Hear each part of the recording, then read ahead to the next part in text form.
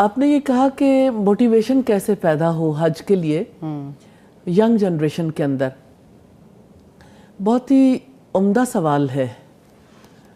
مجھے ایسا فیل ہوتا ہے کہ ہمارا ایک مائنڈ سیٹ ہے، خاص طور پر انڈیا، پاکستان اور بنگلہ دیش، شاید ہماری پاکستانی کمیونٹی میں زیادہ، کہ لوگوں کے ذہن میں یہ بات بیٹھی ہوئی ہے، شاید بلٹ ان ہے، شروع سے بٹھا دی گئی کہ حج آخری کام ہے زندگی کا، اور لوگ پہلے ہی چلے جاتے ہیں اور حج ہی نہیں کر پاتے، اور جوانی کو جو ہے وہ اس مقصد کے لیے لگانا نہیں چاہتے۔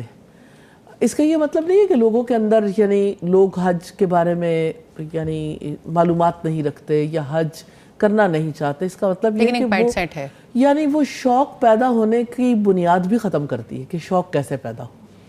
تو سب سے پہلے تو یہ ہے کہ اس بات کی ضرورت ہے کہ جو فرض ہے وہ ادا کرنا ہے، اس کا تعلق ایج سے نہیں ہے۔ جب آپ کے اوپر ایک چیز فرض ہو گئی تو آپ نے اس کو ادا کرنا ہے۔ اب یہ کہ اکثر لوگ یہ کہتے ہیں کہ ہم پر کیسے فرض ہو سکتا ہے، ہماری اتنی استطاعت ہی نہیں۔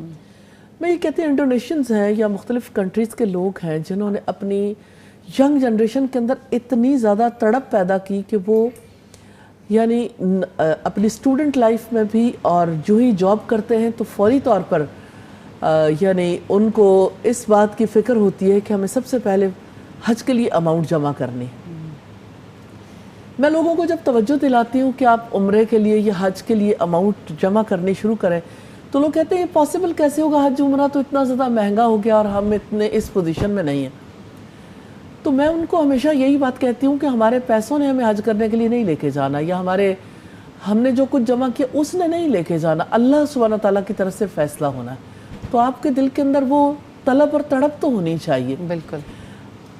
جہاں تک طلب کا تعلق ہے، مجھے حج کے حوالے سے یہ بات بہت خوبصورت لگتی ہے کہ حج گناہوں سے اس طرح پاک کر دیتا ہے جیسے کوئی کسی نے اپنی ماں کے پیٹ سے جنم لیا ہو۔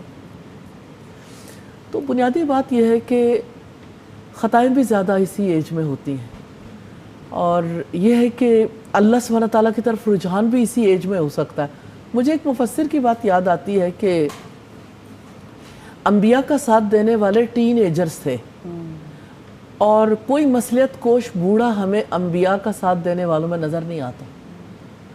یعنی رسول اللہ صلی اللہ علیہ وسلم پر جو لوگ ایمان لائے اس میں میکسیمم لوگ 30 یعنی ٹین ایجرز تھے، پھر 20s میں تھے، 30s میں کم، 40s میں بہت ہی کم، اور اس کے بعد تو بالکل ہی یعنی جو ریشو ہے وہ ٹین ایجرز کی زیادہ ہے۔